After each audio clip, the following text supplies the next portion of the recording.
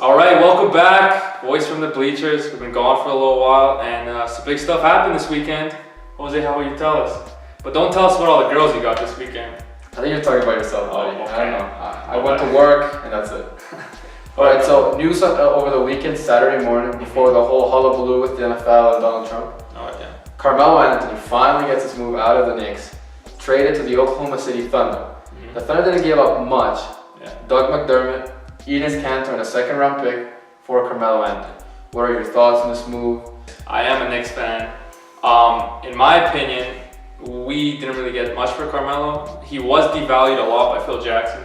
Phil Jackson, before he left the Knicks organization, tried to buy out Carmelo, tried to find different trades for Carmelo, was talking shit about Carmelo behind his back, and he was really pushing him out the door and really devalued him, even though he's an easy 20 points per game a night. And he's on the tail end of his prime, but still a great player.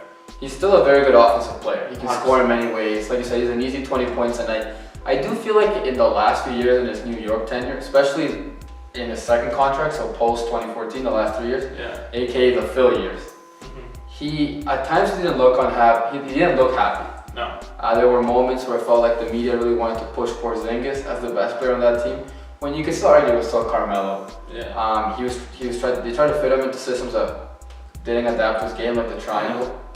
And Melo is more of an iso ball player. It's not really a triangle player. Yeah, and it just kind of felt like neither organization nor him were in the right state of mind to win. Yeah. In my opinion, since day one, since Melo moved, it hasn't really been like a fairy tale story. He came into the Knicks, decided not to come in the summer, and wanted to get a trade 6 months before the free agency, and then the Knicks had to give up a lot of their assets to get Carmelo, which kind of crippled them for the future. Yeah, so right from the beginning, it started a little ominous. Yeah. The way he was traded, the way he refused to wait for the offseason, which kind of shows what Carmelo was all about. During his prime, he was all about himself, making money. You know, the guys that the Knicks traded then contributed to the third seed Nuggets in 2013. Yeah. Like, there were some talented players in there, Mostov, Gallinari, Felton. Yeah. So, and I feel like this move now shows, maybe a little late, but it shows how he's now willing to sacrifice himself to win. And I think he sees what his other buddies, especially LeBron and Wade, have done. And he wants to sort of put himself in that conversation as a guy who can get it done in the playoffs. Yeah. It's a little late in his career to do it, but at least he's taking the initiative to put himself in a situation where he can thrive in the postseason. His tenure with the Knicks hasn't been what Knicks fans probably have expected. He's only made the playoffs 3 times for the Knicks, only a conference semis to show for it. He is a 6-time All-Star with the Knicks. And Carmelo was always that guy who was more about himself. He got his points, and didn't really care about what happened with the team. And he did, obviously, he had an opportunity to go to the Bulls, which seemed like they had their shit together and had a real idea for the future where the franchise was going, but he decided to stay with the Knicks and sign a max contract.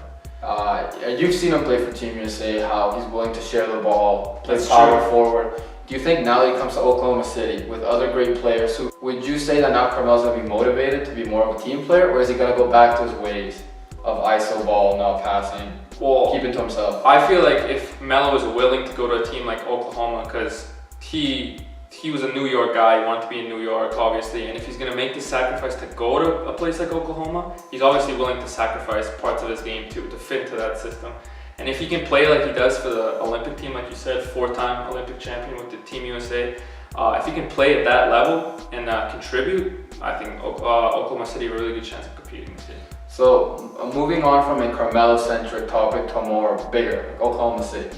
Where does this put them in the West? They were already sort of in contention for that They're in second the top seed 4 with the addition of George. Does this make them to you the clear second best team in the West? I wouldn't say clear, but it puts the Rockets and them as a clear second, and then after that, San Antonio, Timberwolves, whatever. But no, I think with the addition of Melo, he's an easy 20 points per game, like we said earlier. Him, George, Roberson, Westbrook, Adams is a really strong starting lineup. I think they shape up good against the Warriors. Still not as good as the Warriors, obviously, but they can compete with them, and they have a lot of players between 6'5" and 6'8", which the league is kind of looking for, versatile athletic players, and they have a big 3 now, so we'll see how they can do. Yeah, they're going to be a really interesting team, and from a storyline standpoint, you got 3 guys who led their teams in usage rating last season. Usually the leaders in usage rating in their teams every single season, 3 ball dominant guys. We saw last season in the playoffs, Paul George didn't want to give up the last shot. That's true. We know what Westbrook did last season with the ball. How do you see them sharing? Who do you think gets the final shot? See, that's a big problem, in my opinion. When the game's on the line, who gets the ball? Obviously, Paul George had problems with CJ Miles last season, called him out. Not a good teammate thing to do. Westbrook, we've seen him at the end of games, has ups and downs. Sometimes shows up and makes the big shots, but a lot of times comes short. He's shot crazy in the fourth quarter. And Melo always loves to take that final shot and has seen a lot of success throughout his career making that final bucket. So it's going to be hard to see who is going to really take that final shot when the game's on the line. I think if those three guys are willing to share, and I think they are because they're all sort of playing for that next contract as well. Yeah. I think if they're willing to make it work. And think about it, last year Westbrook, George, and Carmelo did everything for their teams. Yeah. So now they can take nights off, let the other ones do their thing. I think it's going to work really well in their favor.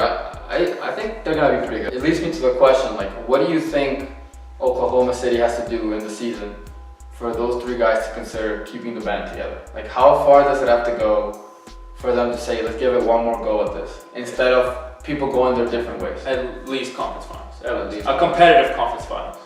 If they go against the Warriors and if they get swept, it's going to be serious questions like, what's the point of rolling this back when we're obviously not as good as the Warriors? So they have to be competitive against the Warriors and really push them to 6-7 games to keep the band together. Yeah, now that you bring that up, I'm not too sure they can push them to 6 or 7. Frankly, I'm not sure they could even win a game in a series like that. Not because they're not good enough. I just think the Warriors are too good, and they're, especially Durant, they're clearly going to want to beat this team. Like, Durant wants to go into Oklahoma City and beat that team. He's not going to let them lose, and that team is so good. I frankly can't see them taking a game from There's some bad blood between. What do you think? You think? In my opinion, I think Oklahoma City win at least a game. I don't think they get swept. They'll at best, I think it goes to 6, but I don't think the Warriors are gonna have too much trouble dealing with them. They'll be close games, but at the end, the Warriors will still win. I can't see Durant taking a single playoff in this series, especially when they go to Oklahoma City. If you match it up position by position, the Warriors are still the better team. Yeah, because Curry Westbrook matchup, it's up to what you prefer in a basketball. I think Curry's a better player. Yeah. I think they win the Clay Roberson matchup. I think no one to match with Kevin Durant. I think Durant's better than Anthony or George. George's a good defender though, and he's shown in the playoffs when he played LeBron in those playoffs that he can't hang with the big boys. Green, that seems a little too much for Oklahoma City, but they'll be really interesting to watch. I'm definitely excited to see them play. No, and OKC only have to hide, in my opinion, really Melo on defense because the other 4 players on the court are good offensively. Roberson is a lead defender. Paul George is very good. Low post defender Adams. Adams is the big X factor in that series. He is. So if Adams can dominate, if Adams can play like he did 2 years ago, not last season but the season before, against the Warriors, then they'll be a serious contender in my opinion. I think that's the big edge because once you start forcing the Warriors to have to include McGee or Zaza in at all times, I think that's a little tricky. You can't go small ball because you get pounded in the boards. Carmelo's not a bad rebound. No, so you get in there. George's not a bad rebound either. So there are some things that they could do, but I still see the Warriors winning. Yeah. So moving from Oklahoma City, I want to see where the Knicks are going to go with this now that they've obviously given the team to Porzingis now to deal with, and it seems like another couple years of tanking, in my opinion, since we don't really have anyone other than Porzingis to build around. Yeah, it does feel like the Knicks won't be very good. Now, I don't know if they're gonna tank because the rest of the East has kind of gotten worse. And if Porzingis takes some sort of third-year leap, he won't be bad. He'll be too good for that team to be as bad as Atlanta, Chicago. But you have to remember, Porzingis does have his injury problem, so he has to play 82 games for them. I think they can even make the playoffs. If The Porzingis Knicks. stays healthy, well, yeah, look at what happened to the East. Indiana. You look at last year's playoffs. We do have about 4 teams that have gone. So Indiana made the postseason. They got worse. Indiana are worse. The Chicago they got worse. Atlanta, they got worse. That's 3 teams right there. Yeah. The Magic are worse than us. The Magic are, well, they weren't good to begin with. They're not good, and they're still bad. Right, so maybe the Pistons make it, maybe the Hornets, but after that, we're gonna see some bad teams in the tail end of the playoff picture. Yeah, I truly think they could make the playoffs. I don't see why not. But Porzingis has to stay healthy. I would, as a Knicks fan, I feel like now they have a path. Without Carmelo, they have Porzingis. They will do bad. Hopefully they get a high draft pick and they can pick one of the top 5 players in this year's draft. That's looking pretty good. We'll see, but with the Porzingis might not allow him to do that. He might be not. too He might good. play too good. If he takes the real leap from like about 18, 20 points to like a 26, 27 points per game, then Boy, you have to factor in the defense, Yeah. how he makes his teammates better. Mhm. There are some possibilities there. But now that he is the best player, they will be double teaming him in the post quick. He has no real outlet to play out to.